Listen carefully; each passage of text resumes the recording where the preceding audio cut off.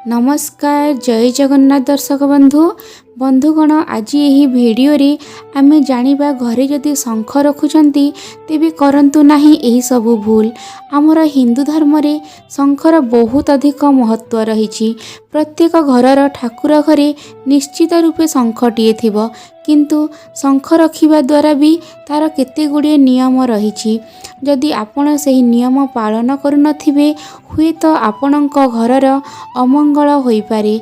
जेमिति कि आपण माने समस्त जानिथिबे कि भगवान विष्णुंकर अति प्रिय वस्तु हैला शंख। आपण देखिथिबे भगवान विष्णुंक हातरे सर्वदा शंख शोभा पाई थाए।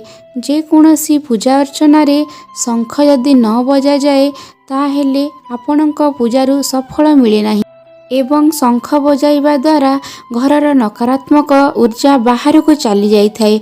एवं संध्या समय रे जेतेबेले आपण माने जानिथिबे संध्या समय रे नकारात्मक शक्ति मानकर प्रभाव बहुत अधिक थाए। सेथिपई प्रत्येक तुलसी गछ मूले जेतेबेले संध्या दीप दिया जाए ताहापरे शंख बजा जाए एवं शंख को जेतेबेले आपण माने बजाउछंती मने रखंतु 3 थर एवं अधा आपण बजाइबे। सबुबेले मने रखंतु 3 थर अधा बजाइबे।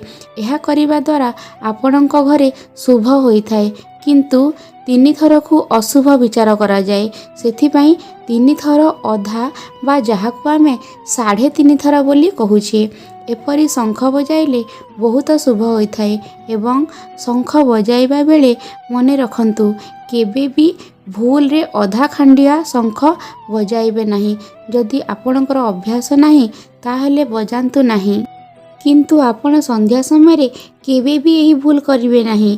जदि संध्या समय एपरी भूल करिवे हुए तो आपणकर घर को माता लक्ष्मी केबे भी प्रवेश करिवे नहीं एवं जेउ घरे शंख न थाए सेही घरे केबे भी माता लक्ष्मींकर कृपा मिली पारे नहीं।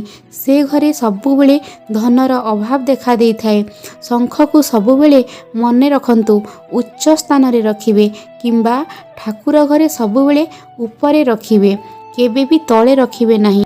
एवं जदि आपणकर हार्ट प्रोब्लेम थाए किंबा आपण कोनोसी पेट जनित समस्या थाए ताहेले शंख निहाती बजाइबा दरकार।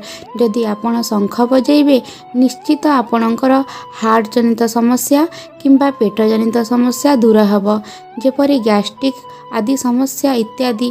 एवं शंख को धरिला मात्रे आपण पवित्र होई थांती। शंख हेउची पवित्रतार प्रतीक। शंख जदि आपण थरे धरिले ताहेले जानंतु आपण पवित्र होई गले।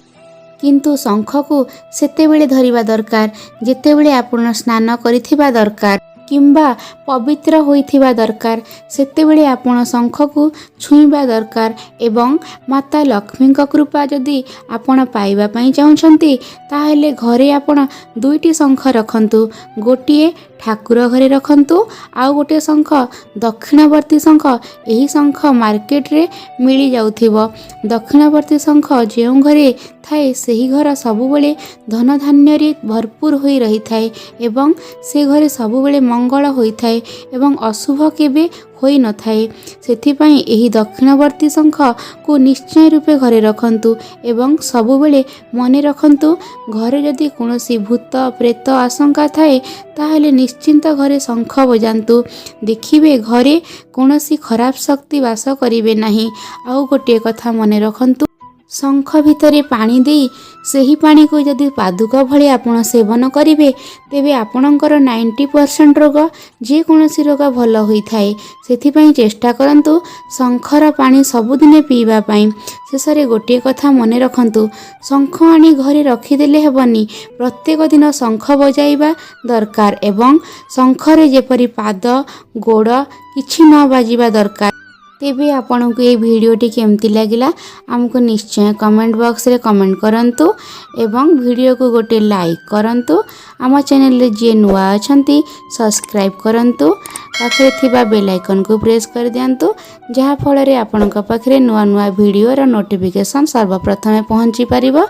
रहुछि जय जगन्नाथ।